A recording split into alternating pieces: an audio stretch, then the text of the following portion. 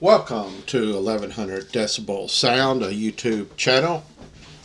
Today we're looking at the 7th generation iPad running iOS 13, and it's concerning Cubasis 3 and exporting a file to another Cubasis user. So anyway, this specifically deals with Cubase to Cubase, so we'll go over exporting to another device later. So right now I've opened up a project and it has several tracks in it. And we're going to look at this first track, and it was a drum. So I made this project using an add-on called Digistick. It's a popular add-on for Cubasis, but it gives me a sequencer for the drums.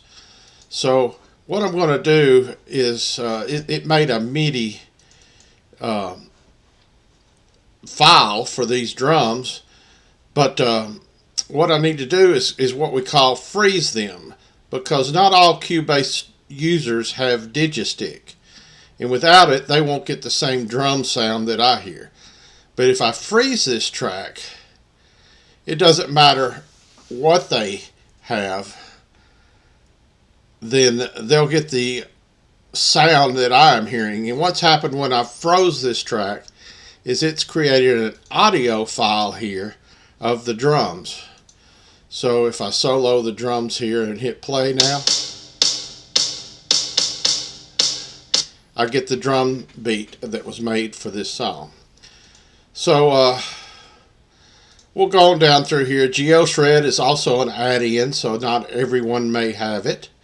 So I'm going to render it, and then I'm going to go down here to Galileo 2 and render it.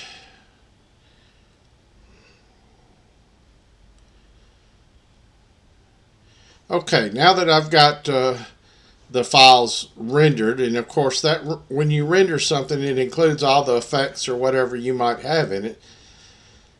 So anyway, now I'm ready to share this file. I'm confident if I share it now that other Cubase users will be able to read it, because the other instruments are included in Cubase.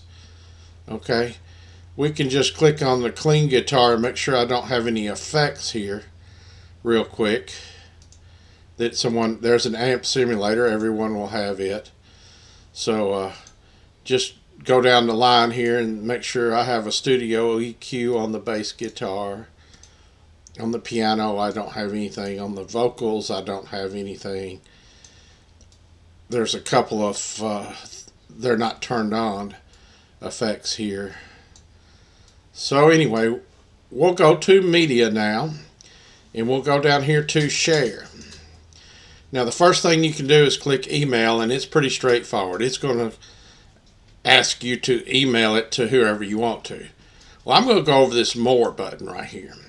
So the first thing it does is it makes a file, and it reduces the file, and it essentially makes it a zip file. And I'm going to do what I call save to files here. A lot of people might want to save to Dropbox, but Dropbox gets expensive and you have some other options. So save to file right here. And I'm going to go to my iCloud drive right here. And I'm going to save it in my Cubasis projects. And I'm going to hit save here. So now it's saved it within my iCloud drive. And a file that's ready to share. So I'm going to hit my home button twice, or go into my app switcher.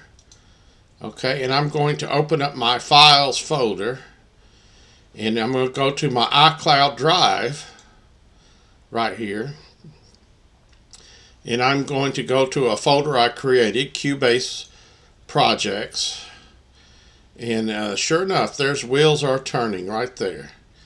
Okay, and it will extract that file if you want it to, and I've already started it twice extracting. But if you hit it and hold it, you can come down here, and you can see that it'll have a share right there. So I'm going to hit share, and I'm going to hit mail here, and I'm going to mail it to a couple of friends. So it's really that easy. It's you enter in the mail address of the friends, and then you might want to say Cubasis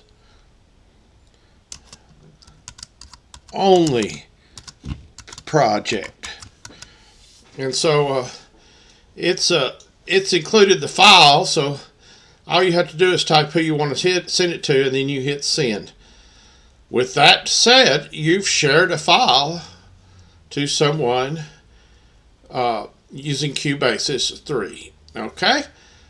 With that, I'm going to call it a wrap, and I hope to see you soon again on 1100 Decibel Sound, a YouTube channel. Thank you.